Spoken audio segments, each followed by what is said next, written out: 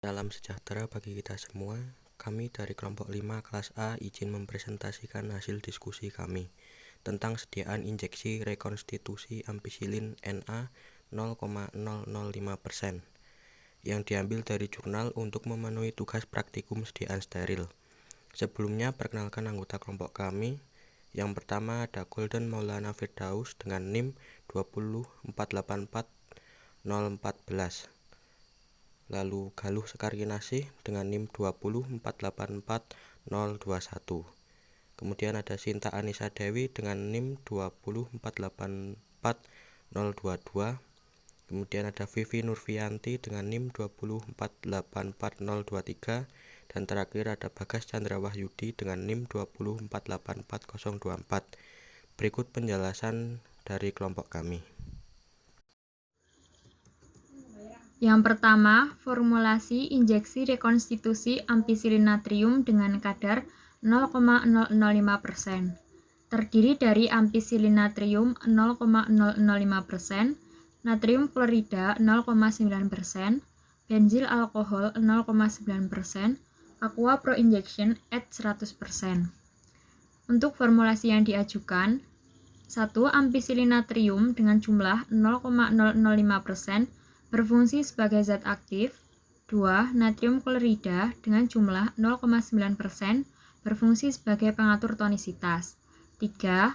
Benzil alkohol dengan jumlah 0,9% berfungsi sebagai bahan pengawet. 4. Aqua pro injection at 100% sebagai pelarut. Penimbangan bahan untuk 10 ml per wadah.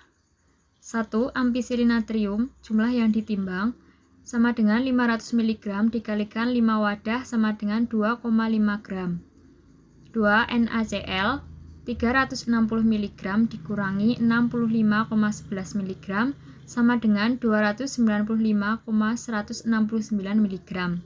Ketiga, benzil alkohol sama dengan 0,9 gram dibagi 100 ml dikalikan 40 ml sama dengan 0,36 gram. 4. Aqua pro injection dietkan 40 ml. Selanjutnya, perhitungan tonisitas menggunakan metode LISO. Yang pertama, ekivalensi ampicillin natrium. Diketahui bahwa LISO ampicillin natrium adalah 3,4 dan BM-nya 371,39. Jadi dapat dihitung ekivalensinya sama dengan 17 dikalikan LISO dibagi BM sama dengan 17 dikalikan 3,4 dibagi 371,39 sama dengan 0,155 untuk setiap 1 gram ampicillin natrium.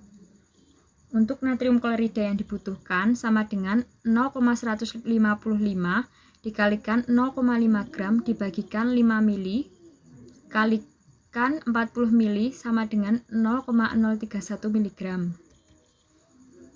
Yang kedua, untuk ekivalensi benzil alkohol, diketahui bahwa ekivalensi benzil alkohol sama dengan 0,18 untuk 1 gram benzil alkohol, sehingga natrium kloridanya sama dengan 0,9 per 100 dikalikan 40 ml sama dengan 0,36 gram.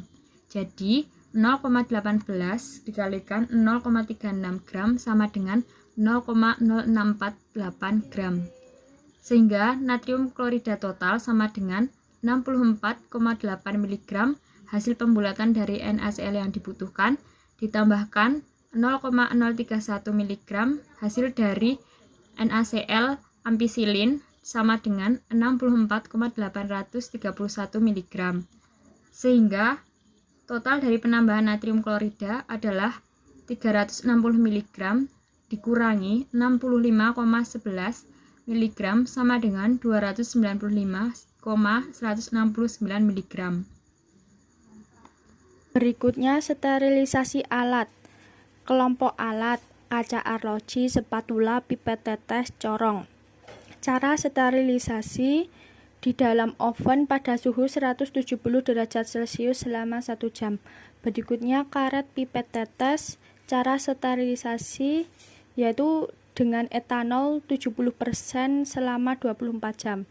Selanjutnya batang pengaduk. Cara sterilisasi yaitu di dalam oven pada suhu 170 derajat Celcius selama 1 jam. Gelas ukur berukuran 10 ml, 50 ml, dan 100 ml. Cara sterilisasi yaitu dengan autoklaf pada suhu 121 derajat Celcius selama 15 menit. Selanjutnya yaitu burit. Cara sterilisasi yaitu dengan oven pada suhu 170 derajat Celcius selama 1 jam. Alat selanjutnya Erlenmeyer gelas kimia berukuran 10 ml, 25 ml, dan 100 ml. Cara sterilisasi yaitu dengan autoklaf pada suhu 121 derajat Celcius selama 15 menit. Selanjutnya siringe. Cara sterilisasi dengan etanol 70% selama 24 jam. Selanjutnya membran filter yang berukuran 0,45 dan 0,22 mikroliter. Cara sterilisasi dengan autoklaf pada suhu 121 derajat Celcius selama 15 menit. Alat selanjutnya statif. Pada alat statif ini tidak ada cara sterilisasi. Alat selanjutnya yaitu syringe holder.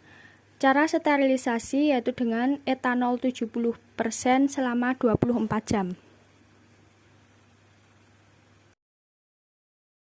Kelompok berikutnya yaitu wadah, yaitu vial berukuran 10 ml. Cara sterilisasi yaitu autoklaf pada suhu 120 derajat Celcius selama 15 menit. Selanjutnya tutup vial. Cara sterilisasi yaitu dengan etanol 70% selama 24 jam.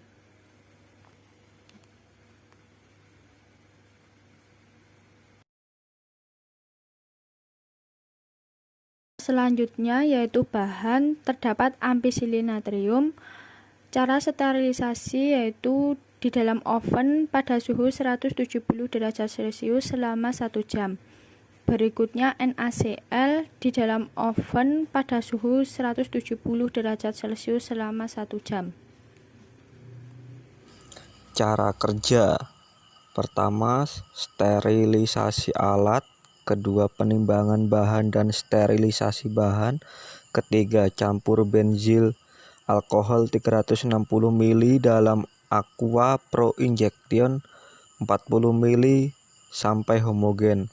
Keempat, larutan dimasukkan ke dalam vial, kemudian tutup dengan aluminium foil, sterilisasi autoklaf. Selanjutnya, larutan BF-WF1 dilakukan uji pH, lalu ampicillin Na dimasukkan ke dalam vial sebanyak 500 mg. Kemudian NaCl dimasukkan ke dalam vial berisi ampicillin Na. Terakhir, masukkan larutan BF-WF1 ke dalam masing-masing vial dengan buret.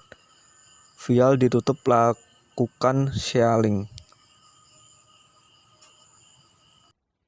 Oke, pembahasan selanjutnya yaitu preformulasi. Preformulasi yang pertama adalah ampicillin natrium. Dan pemberian berbentuk kristal atau amorf, berwarna putih, serbuk higroskopis, serta tidak memiliki bau. Stabilitas dari ampicillin natrium adalah tahan terhadap panas dengan titik leleh 205 derajat Celcius, mudah terhidrolisis dengan dektrosa, dan stabil pada pH 4,85 sampai 5,8. Larutan dari ampicillin natrium adalah larut dalam 1-2 bagian air dalam 1-50 bagian aseton. Kesimpulannya, mudah terhidrolisis, tidak tahan terhadap cahaya, disterilisasi dengan kerja aseptik. Preformulasi yang kedua yaitu NaCl. Dengan pemberian berbentuk hablur tidak berwarna atau putih, memiliki rasa asin, serta penyimpanan dari NaCl adalah dalam wadah tertutup baik. Larutan dari NaCl adalah mudah larut dalam air, sedikit mudah larut dalam air mendidih, serta larut dalam gliserin dan sukar larut dalam etanol. Kemudian, benzil alkohol. Dengan pemberian berbentuk cairan tidak berwarna, memiliki bau aromatik lemah, serta memiliki rasa membakar tajam. Mendidih pada suhu 260 derajat tanpa peruraian, dan netral pada kertas lakmus. Kelarutan dari benzil alkohol adalah sukar larut dalam air, tapi mudah larut dalam etanol 50%. Penyimpanan dari benzil alkohol adalah dalam wadah tertutup rapat, terlindung dari cahaya.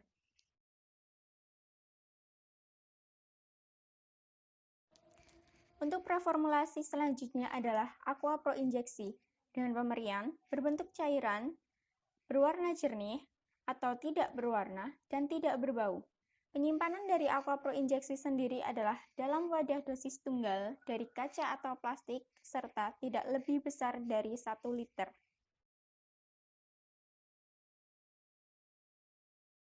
Yang terakhir ada hasil evaluasi. Yang pertama itu ada jenis evaluasi tentang uji kebocoran. Prinsipnya adalah sediaan ditaruh dengan posisi botol terbalik atau divakumkan dan ditimbang sebelum dan sesudah divakumkan. Jumlah sampel yang diuji ada 3, dan hasil pengamatannya yaitu untuk ketiga botol tersebut tidak bocor. Dengan syarat tidak ada yang menetes atau tidak ada perubahan bobot sebelum dan sesudah divakumkan. Yang kedua ada uji volume terpindahkan. Dengan prinsip evaluasinya adalah isi dituang dalam gelas ukur 50 ml, didiamkan selama tidak lebih dari 30 menit. Dan jumlah sampel yang diuji itu ada 4. Untuk hasil pengamatan yang pertama itu ada 5,2